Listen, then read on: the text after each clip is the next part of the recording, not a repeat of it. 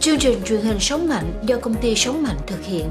Công ty Sống Mạnh là một công ty bất vụ lợi, được thành lập từ năm 2001. Chủ trương của tổ chức Sống Mạnh là đem lại cho người Việt những kiến thức thực tế và chính xác về y tế, sức khỏe, đời sống và gia đình, hầu nâng cao được ý thức bảo vệ sức khỏe và hạnh phúc trong cuộc sống.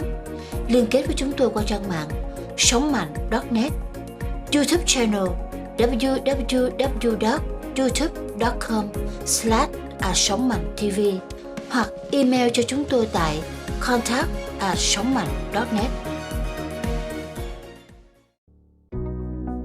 Đây là chương trình Sống Mạnh, được phát hình hàng tuần vào lúc 7 giờ 30 phút tối thứ 6 hàng tuần và sẽ được phát lại vào lúc 4 giờ chiều hôm sau trên đài truyền hình Nét Việt và sẽ được lên YouTube channel sau đó qua băng tần của Nét Việt YouTube để quý khán giả tiện theo dõi. Chương trình Sống Mạnh TV hàng tuần sẽ có những tiết mục định kỳ sau đây: tin tức y khoa sống mạnh, sống sao cho mạnh với bác sĩ Trịnh Huy và những tiết mục văn nghệ có tên Sống Mạnh với âm nhạc. Kính chào quý vị, đây là chương trình Sống Mạnh với bác sĩ Trịnh Huy và Phạm Phú Nam. Hôm nay chúng tôi có bác sĩ Vyvy Trịnh, chuyên khoa về sản phụ khoa.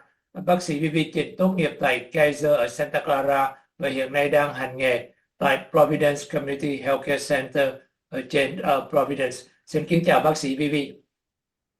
Hi everybody, xin chào. Today we will talk about birth control pills, thuốc ngừa thai, và bác sĩ Vyvy sẽ bắt đầu chương trình thuyết trình của bác sĩ Vyvy.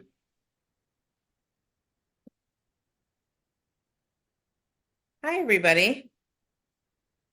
Okay, so a few weeks ago was my first appearance on the Sống Mạnh show, and we talked about pregnancy do's and don'ts. Going forward, we are excited to be able to offer a series of lectures on women's health, and today's topic will be birth control. So what is birth control? Birth control is also known as contraception, and they are methods and devices used to prevent pregnancy. Planning, provision, and use of birth control is called family planning. Birth control is really important in a lot of people's lives for them to be able to make their own reproductive choices, to decide when to start a family and when to avoid unintended pregnancy. However, there is a lot of misunderstanding and lack of education about birth control and all the options that are out there.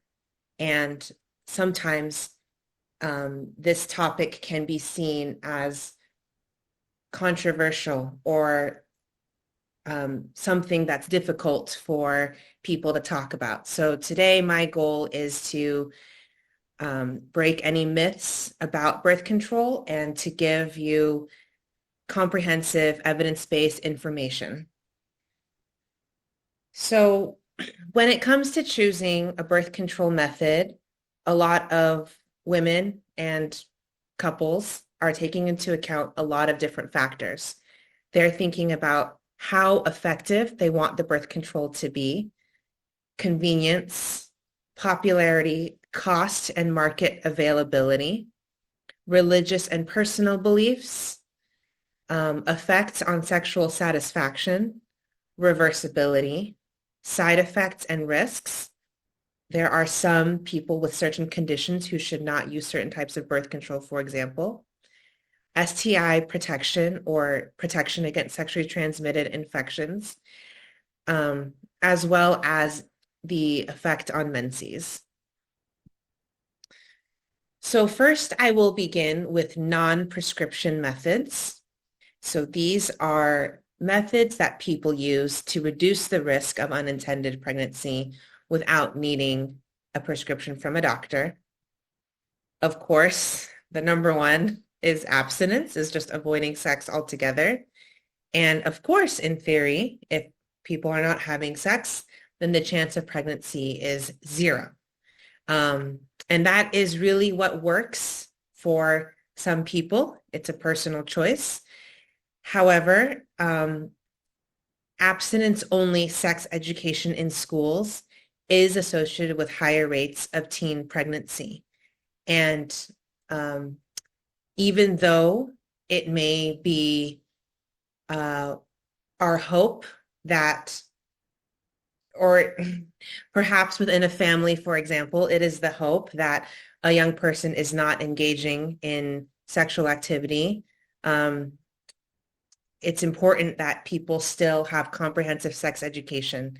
So, of course, abstinence itself is an effective form of birth control. However, abstinence-only sex education is associated with higher rates of accidental pregnancies.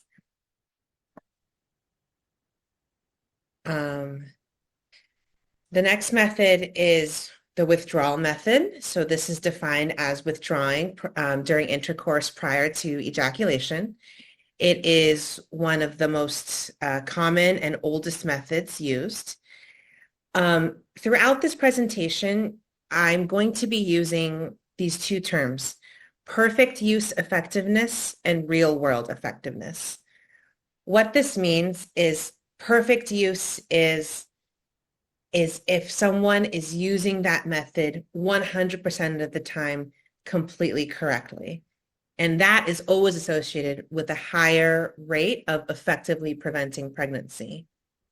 However, there's also what we would call real world effectiveness, which takes into account human error and the fact that people are often using these methods not 100% correctly.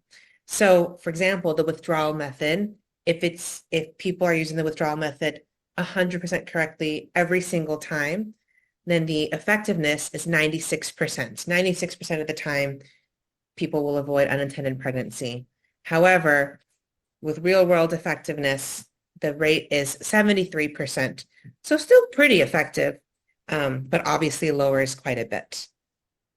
Bác sĩ Vyvy, tôi nghĩ vấn đề the withdrawal is not that easy. I think, for male, we got a lack of control, and for female, she doesn't feel it. So I think in a sense, real life, I think in the US, it doesn't really work out very well. I don't know other third world countries, how much education and knowledge that the youngsters have and know what to do. This is what my comments. Yes, absolutely. I completely agree with you. And as an OBGYN physician, I am often encouraging my patients, especially teenagers and young people for whom it's very important to avoid pregnancy, don't rely on this alone. That being said, it is associated with a lower rate of conception than not withdrawing. So, yeah, I agree that it is an unreliable method. I think you can think of this presentation as going from least reliable to most reliable. So we can move forward. Okay. Okay. So moving on to condoms, the most commonly known and common available is the male condom. These can come in a variety of forms, made of latex or other synthetic materials. They can come with lubrication or not, and they can come with spermicide or not. They are actually pretty effective if used correctly, with perfect use effectiveness being 98%. However, real-world effectiveness is 85%. So some factors that might lead to improper use would be not knowing how to apply it well, using an expired condom, the condom breaking, or just not adhering to it. People starting out using it feeling uncomfortable, and then over time, perhaps not using it 100% of the time. For it to really be a reliable form of birth control, it needs to be used consistently and properly. lesser known and less widely available is the female condom. I would say that this is very infrequently used. In fact, I've never prescribed it or seen it myself personally. But the concept is that it's a loose fitting sheath made of polyurethane, which is a synthetic material with rings on both ends. Another word for this is an internal condom. Again, perfect use effectiveness is pretty good at 95%, but real world use is 75%. Moving on to spermicide. So spermicide is a gel or film that can be applied into the vagina and is used to kill or immobilize the sperm on contact. It prevents sperm movement towards the egg. Again, this is also used less frequently. I think with there being so many other effective methods out there, not a lot of people commonly use spermicide alone. They might use a condom that has spermicide, and that's for a good reason. It is not that effective. Perfect use effectiveness is 82%, and real world effectiveness is only 71%. And then finally, in the non-prescription methods is natural family planning. And I want to take a moment to talk a little bit about this in a little bit greater detail, because in my experience, there's a lot of interest in this. There are a lot of women and couples out there who, for a lot of health-related reasons or personal reasons, want to avoid hormonal birth control and want to know about their own bodies and use that knowledge to achieve their reproductive goals, whether that's avoiding pregnancy or planning a pregnancy. So the definition of natural family planning is using knowledge of your body's natural ovulation and menses to avoid pregnancy at the peak of your fertility, avoid having sex at the peak of your fertility to prevent pregnancy, and really only having intercourse on the days when the odds of ovulating and the odds of conceiving are very low. In recent years, very excitingly, there was the publication of a new app called the Natural Cycles Birth Control app that is the only FDA-approved birth control app.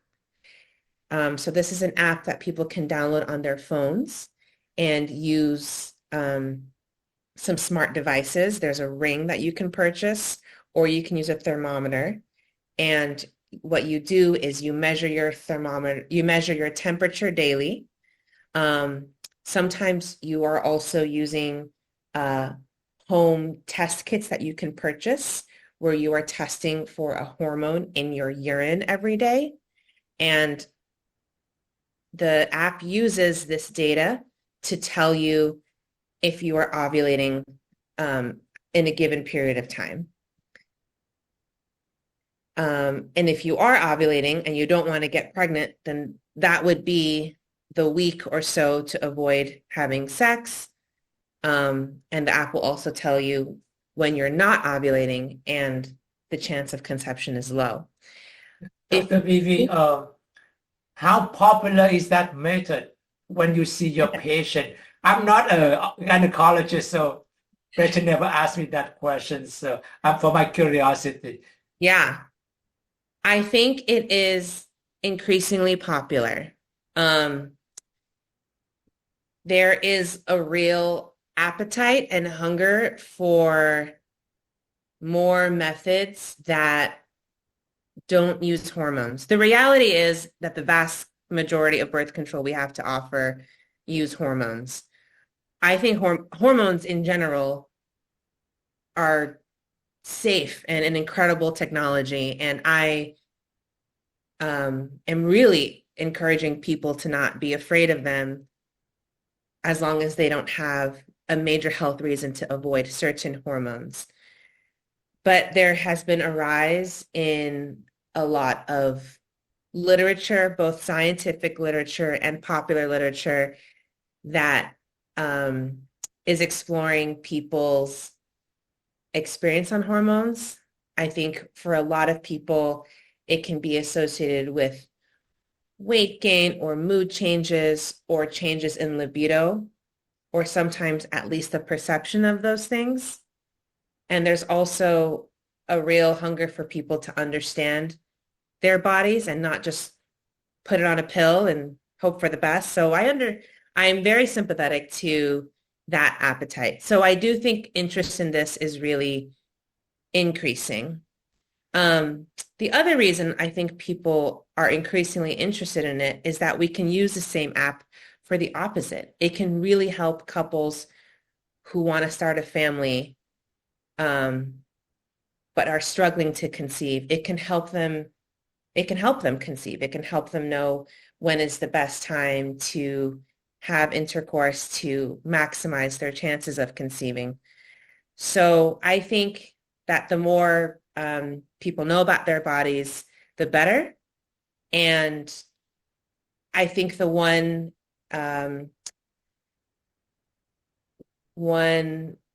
downside of this method is it takes a lot of comparatively, it can take a lot of planning ahead, a lot of thinking, a lot of self-education, and there's more room for error, right? Like perhaps you have a long distance partner and they are only in town for the week you happen to be ovulating, and you kind of go against the app's advice or something like that. You can imagine a situation where it's less reliable than just being on a pill, which should protect you from pregnancy at all times of your cycle. So I think it takes a mature user. But I think there's increasingly a lot of interest in this. So I'm glad that it's becoming more and more available to people. Okay. And on that note, if used correctly, truly correctly, as you can see here, it's actually just about as effective as some of these other popular methods, such as the pill. So yeah, but I think the chances of using it incorrectly are probably a little bit higher, and hopefully with more public education, that efficacy can increase over time. Okay, moving on to prescription methods. So these are methods that you would need a provider's prescription for, obviously. So I'm going to go through short-term methods first, going from the shortest term to what I might call medium term. So we've got the pill, of course, which is something you take daily. Then there's the patch, which is something you change weekly. Then there's the ring, which is something you change monthly. And then there's the shot, which is Depo-Provera, which is something that's given every 3 months. So starting with the pill, I would say it's the most famous, most commonly known form of birth control. And when you hear the pill, most likely what you're hearing about is the combined pill. So that combines 2 of the main hormones that we use in birth control, which is estrogen and progesterone. There's lots of different formulations of this, dozens and dozens. And basically the different formulations slightly tweak the types of progesterone and also slightly tweak the doses of each hormone. Which is why I think a really wise piece of advice is if somebody starts the pill and they don't like it for whatever reason, maybe they noticed mood changes, skin changes, I would encourage people to be open-minded and try a different pill because there are so many varieties out there.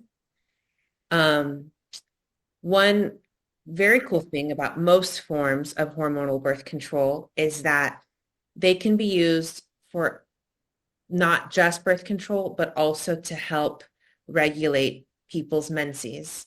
So some people have very unpredictable periods or very heavy periods or very painful periods. And oftentimes the pill can be used to help regulate that period, or it's safe to skip the period altogether, which basically means taking the pill continuously, and rather than at the end of each pack, there's usually a placebo pill that in which someone's period comes. That's getting into too much detail, but I think the important thing is pills can be used not only for birth control, but to also strategize around a period if someone's period is painful or problematic. And I would encourage people to talk to their doctor about that. Importantly, this form of birth control, like a few others that I'll review going forward, is not safe for everybody. It's safe for the vast majority of women of reproductive age, but the reason I would argue that it requires a prescription is that there are some people who should avoid it, specifically people with uncontrolled high blood pressure, migraines that come with aura or visual changes, people who are active smokers, especially heavy smokers, and a few other medical conditions. So, Dr. Vyvy, in the United States, the patients still require physician prescription for these birth control pills. So it's not that, for some places, it's not that easy for some patients.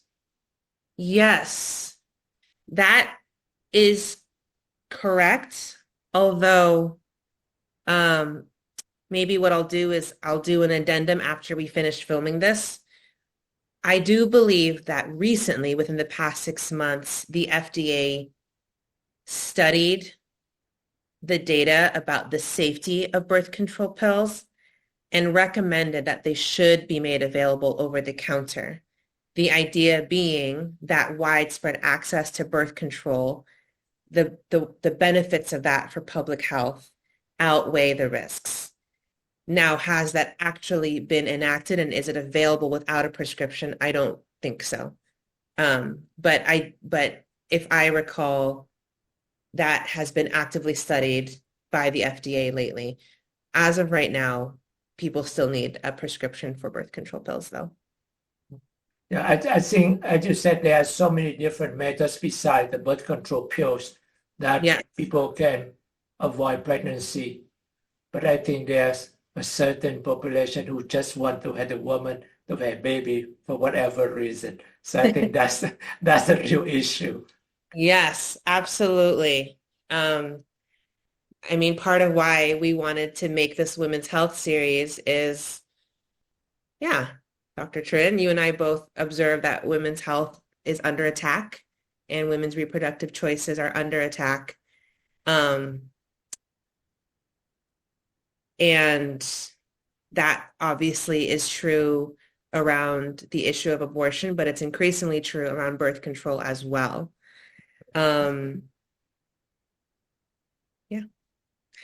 Okay, so back to the pill.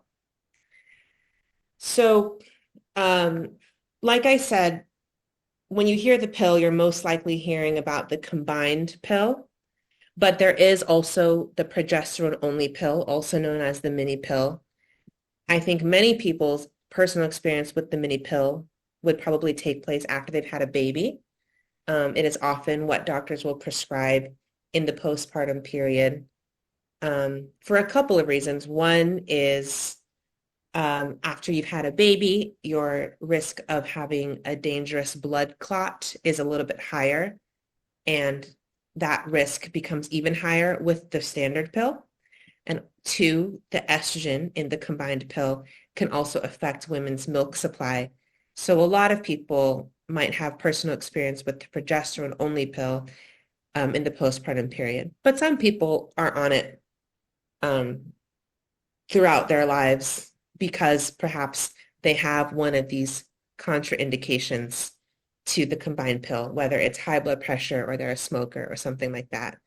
So technically, the mini pill is safer. However, it does have a higher failure rate, and it's less forgiving for kind of human error. So it needs to be taken at the same exact time every day in order to be effective. In general, just looking at the pill as a whole, perfect use effectiveness is actually quite high, 99.7%.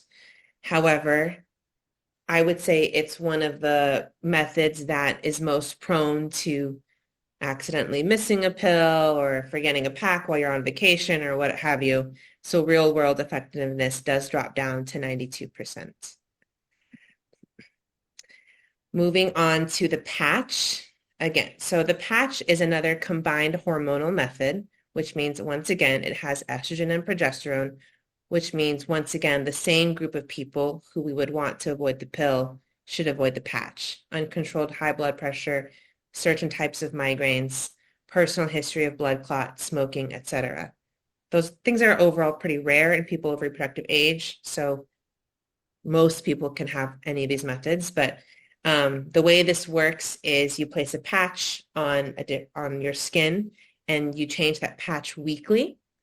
So a benefit compared to the birth control pill is rather than having to remember something every single day, you put an alarm on your phone, you're changing it once a week. So it does reduce that chance for human error by quite a bit. The effectiveness is about the same as the pill. If used perfectly, it approaches 100. If used in the real world, it approaches 90. People can have local skin reactions, and it's thought to potentially be a little bit riskier than the pill in terms of blood clots because of the way the medication is absorbed. So just something to consider. Moving on to the vaginal ring. So once again, the pill you have to remember daily. The patch you have to remember weekly. The benefit of the ring is you change this only monthly.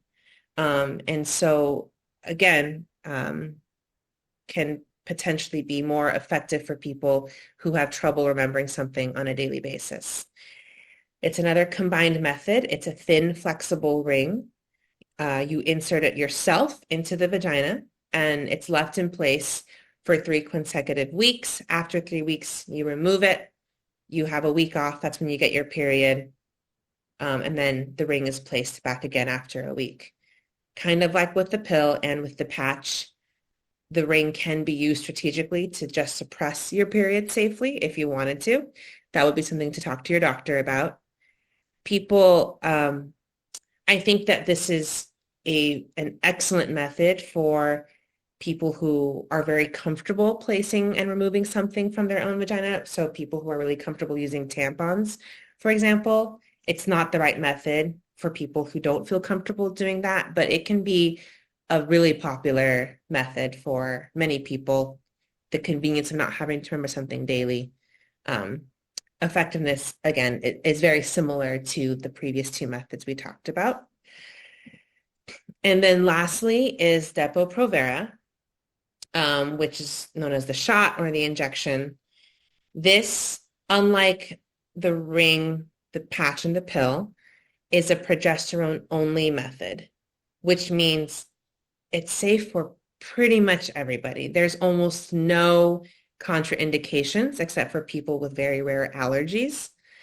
And this is a shot. You come into the clinic, you get a shot, feels like a vaccine, and that's done pretty much every 3 months. It's a bit more effective overall if you look at this number of real-world effectiveness compared to the pill, patch, and ring at 97% compared to 92%. And I think that has a lot to do with it lasting a whole 3 months before people have to remember to take the next dose. Anecdotally, and I think this is probably true on a population level, that this tends to be very popular among young women because it provides a lot of security in the method. People don't have to remember to take something on a regular basis, but it can also feel more approachable than some of the longer acting methods I'll get into next. The side effects can include weight gain. It is the one method of all the methods that is most strongly associated with weight gain. It also is known to lead to irregular, unpredictable bleeding. Most people will have unpredictable bleeding for the first 3 to 6 months or 1 to 2 doses. And then after that, most people stop having a period at all, which a lot of people really enjoy, not having a period.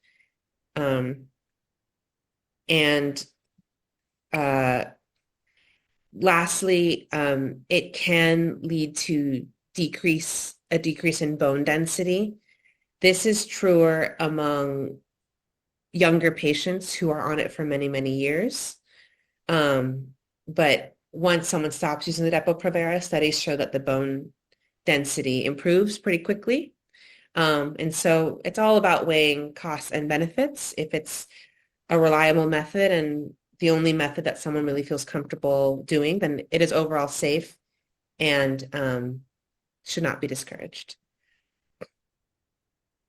Okay, and then moving on to long-acting reversible contraceptives, also known as LARCs.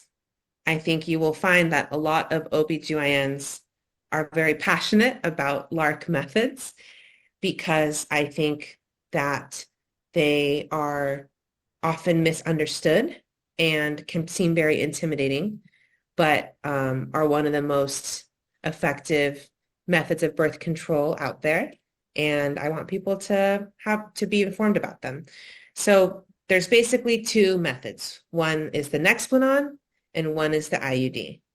And basically that means there's an implant in your arm or there's an implant in the uterus.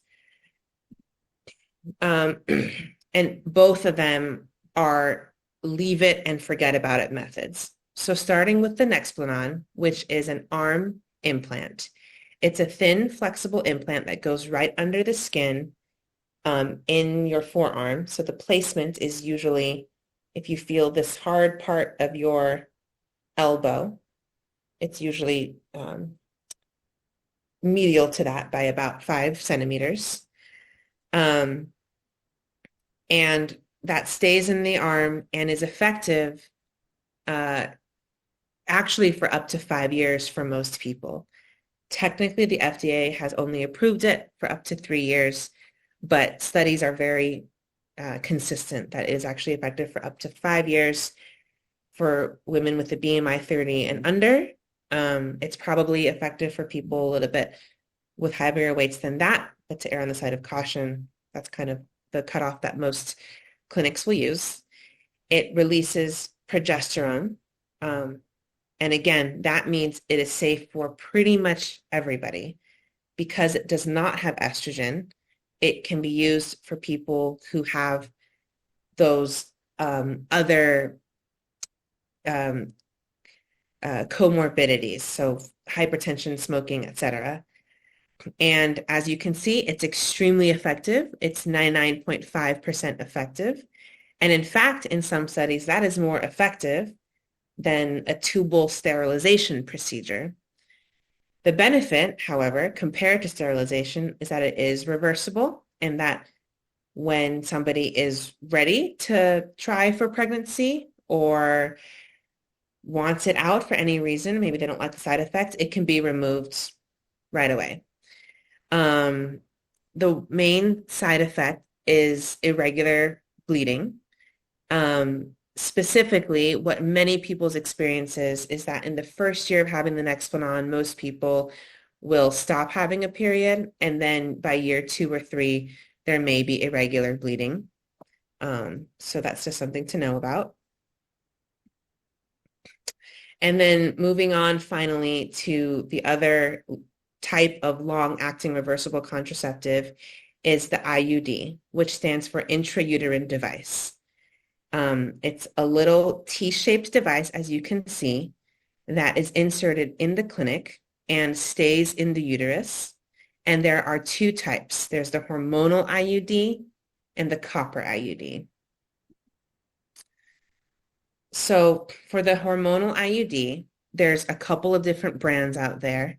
They all tend to have this name that sounds like a pretty girl's name, Mirena, Skyla, Kylena, I don't know why, but they all release progesterone and they all act quite locally. And this is So the amount of progesterone in both the Nexplanon and the IUDs is actually quite low when you compare it to the pills and when you compare it to the pill, patch, ring, or injection. So for people who worry that they're very sensitive to hormones, I do encourage them to consider one of these methods because all of them actually have the way the technology works is it releases quite a low dose of hormone every day. And so people who are very sensitive to hormones may find that they're actually a good fit with these. A benefit or a side effect of the hormonal IUD is it does decrease people's menstrual blood flow. So oftentimes I have patients who want to get the IUD not so much for birth control, but because it stops their periods. And that can be really desirable for specific individuals for any number of reasons. It's effective for 3 to 8 years, depending on the brand. I would say the most common brand out there is the Mirena IUD, and that one is effective for 8 years. And as you can see, it's highly effective with a 99.8% effectiveness rate. So Dr. Vyvy, why this method only effective for 8 years is a mechanical instrument to put under the uterus? Why only for 8 years? Because there's some chemicals in there? That's such a good question. So the hormonal one does have hormone in it, and that will run out over time. The way it works is it thickens the cervical mucus. It doesn't reliably suppress ovulation, but there is some suppression of ovulation. And yeah, because there is an active ingredient of that progesterone hormone, eventually that will run out. So it's not just mechanical. The copper IUD, and I can go back to my screen here, does not have hormone. It's just made of copper, which creates a hostile environment to sperm. And because that one is not imbued with medication, I can't really tell you why it eventually loses its efficacy after 12 years. But our recommendation is to get it changed at that time. I don't know if over time the copper and its effects on sperm loses its effectiveness over time and is less hostile to sperm or less effective at killing sperm. In regarding about the cost effectiveness of this IUD versus the one you talk about putting the skin, are they expensive, especially IUD requiring, I guess, a physician to insert into the uterus? So does that make difference in pricing, the two methods? Oh, that is a very good question. I don't know the answer to it. I know from the patient-facing side, in many states and on many commercial and state-run insurance plans, contraception is covered. It's considered part of preventive care. And I think both of these, as long-acting methods, from what the bill the patient will receive, should be pretty similar. In terms of when I think about the resources that goes into placing either one of these, the Nexplanon is a little bit more approachable and is most likely going to be a little bit less resource intensive. Both placements are simple and most likely uncomplicated, but with the IUD, it can be more uncomfortable for patients, especially patients who may be younger, adolescent patients, or patients in their early 20s, patients who have never had babies before. And so that can require a little bit more resources. So potentially some form of anesthesia if people need to, if it's going to be really uncomfortable for people. Sometimes we need to have an ultrasound available to confirm placement. and sometimes it could require multiple attempts. The Nexplanon is extremely straightforward and very approachable, so I could see it being often less resource intensive for a clinic. That being said, they're all commercial products. I don't know what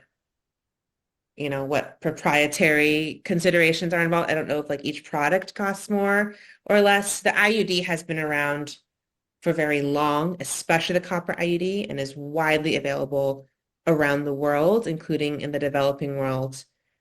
So I can imagine that for a lot of reasons, it's cheapest, but I'm not really sure. I think I talk about that because things has changed. During my younger time, it's not free for those contraceptives, including pills, including IUD. Actually, it does cost the patients a lot.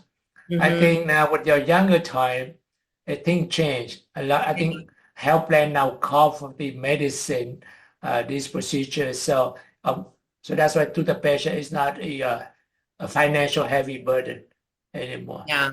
No, I think that's a really important perspective to keep in mind. I'm spoiled, and I think as a woman and as a physician, I am benefiting from years of activism and advocacy for these things to be considered in the bucket of preventive health and for coverage to be expanded. And I would say anybody who's out there who is considering these methods for whom cost is a factor, in many states, there are a lot of programs to help cover costs for this.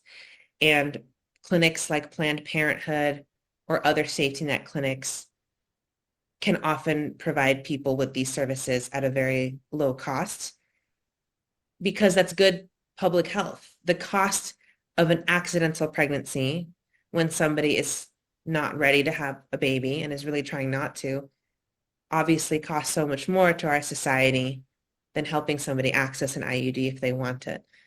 That's the common sense thing. I'm sure that's not true in many states, but yeah, I don't know the specifics of how much each of these things cost. Sure. Yeah. Right. Okay, almost done here. So the important thing to know about the Paragard IUD, a lot of people are interested in it, again, because it's one of our few non-hormonal methods. That being said, it does tend to have the side effect of people's periods becoming a little bit heavier and a little bit crampier.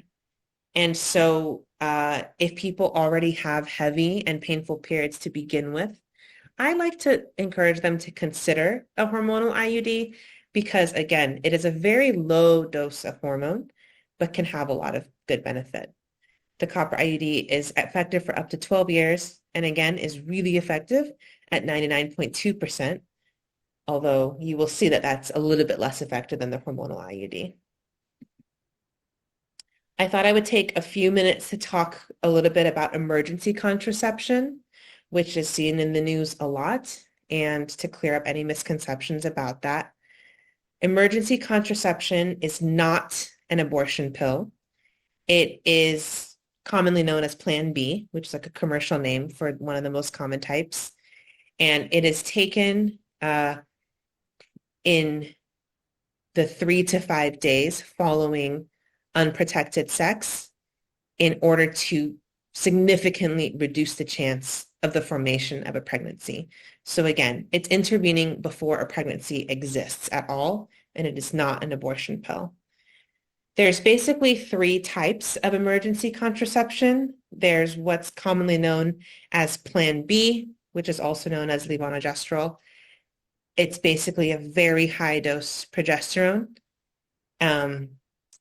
And it's best to take within 3 days of unprotected sex. It's technically the least effective of these methods, and so that's why taking it as close to the time of the unprotected sex is important.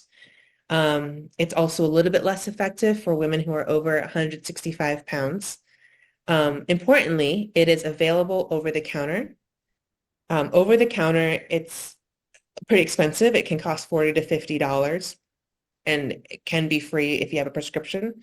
So that's just important to know. But those who are really in a bind, at least it is available over the counter. Another method is also a pill. It's known as Ella or ulipristal. It's more effective, can be used within 5 days of unprotected sex, and is also has a lower rate of failure for women who are heavier, so greater than 165 pounds. Lastly, a lesser known form of emergency contraception is the IUD. So according to the FDA approved one is the copper IUD, but actually all the IUDs can be used as emergency birth control. So let's say somebody has unprotected sex and really wants to make sure that they don't get pregnant. All these methods are available to them, including making an appointment at the clinic to have an IUD placed, which has the added benefit of having very effective birth control going forward. And, you know, obviously the same forces that are trying to limit women's reproductive freedom and health in general have a lot to say about emergency contraception. I think the availability of emergency contraception is really important for public health, and it should be supported even by, or especially by, those who oppose abortion, because its wide availability logically means that it would lead to a lower rate of abortion. And additionally, a really unfortunately common setting in which this is used is in the event of sexual assault or forced sexual activity. This is something that's very often prescribed in that situation, so that somebody who has experienced something as horrible as that also does not need to worry, or needs to worry a lot less, that that incident would lead to a pregnancy. So very important. And then I wanted to talk briefly about permanent birth control or sterilization.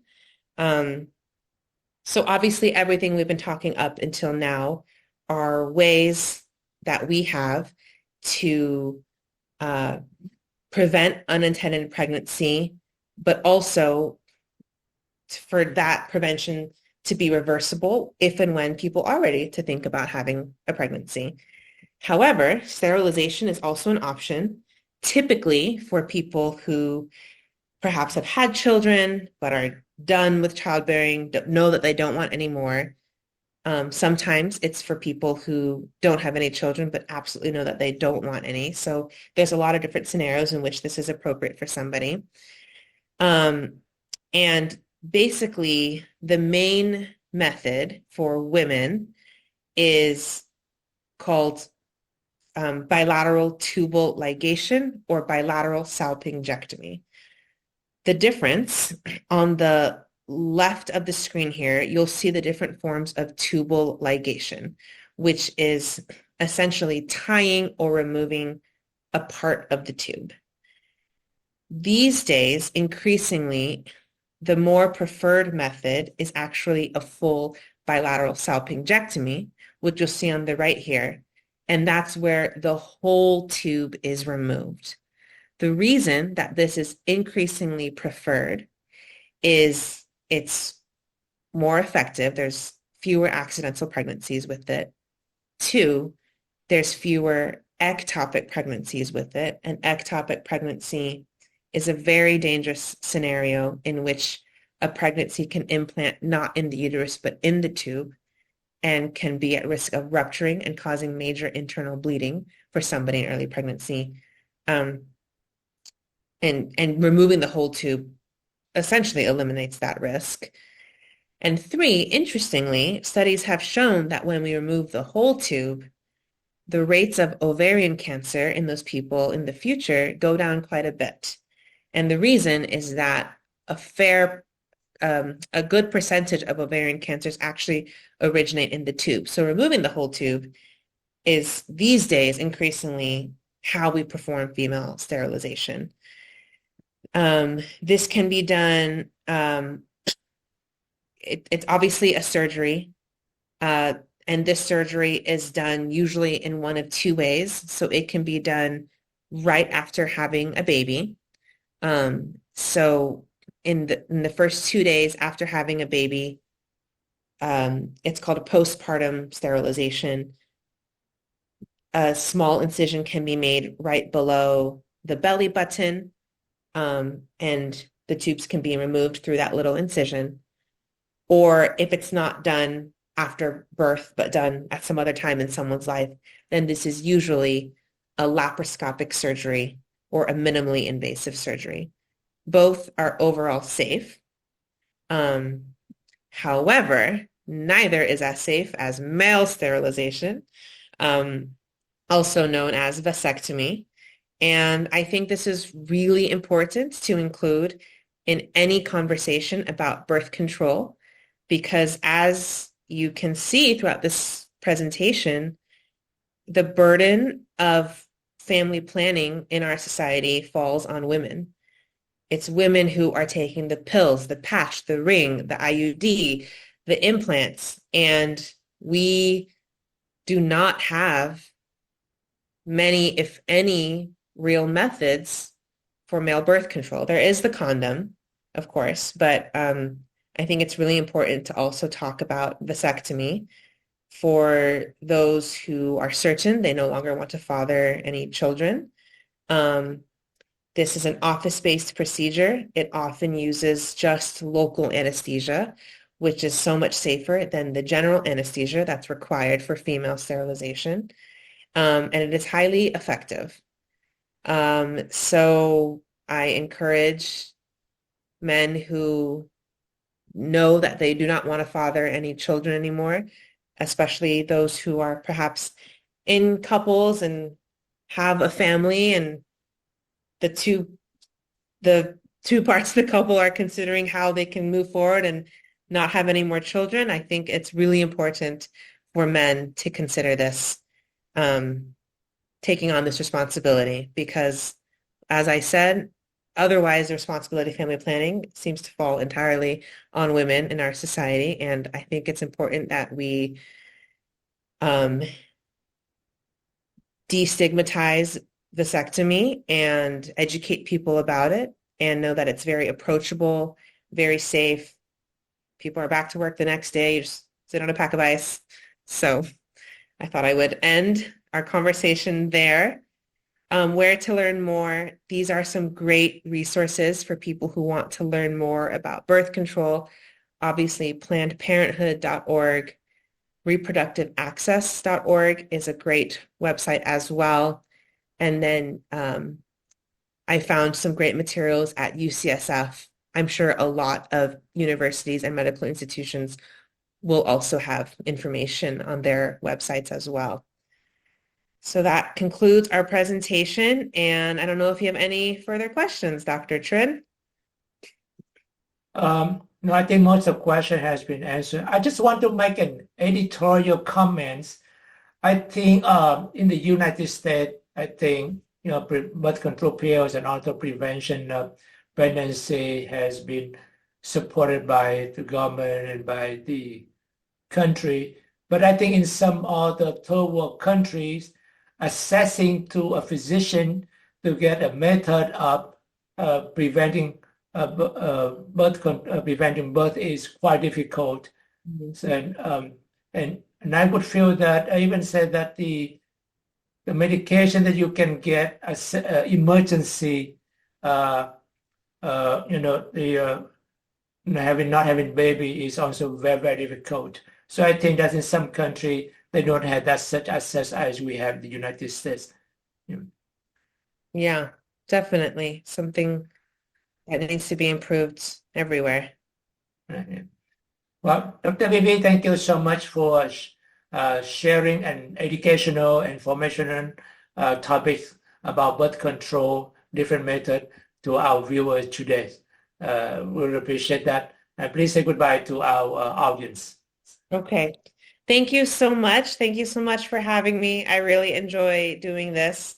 And we hope to continue future episodes on women's health. So stay tuned. Thanks, everybody. Hello. Cảm ơn quý vị đã theo dõi chương trình Sống Mạch với bác sĩ Trịnh Ngọc Huy và Phạm Phú Nam. Đề tài ngày hôm nay cũng như tất cả những đề tài trước đều được phát hành trên Sống Mạch TV, YouTube. Xin kính chào quý vị. Chương trình truyền hình Sống Mạnh do công ty Sống Mạnh thực hiện. Công ty Sống Mạnh là một công ty bất vụ lợi, được thành lập từ năm 2001. Chủ trương của tổ chức Sống Mạnh là đem lại cho người Việt những kiến thức thực tế và chính xác về y tế, sức khỏe, đời sống và gia đình, hầu nâng cao được ý thức bảo vệ sức khỏe và hạnh phúc trong cuộc sống. Liên kết với chúng tôi qua trang mạng songmanh.net, YouTube channel www.youtube.com/songmanh.tv hoặc email cho chúng tôi tại contact@songmanh.net.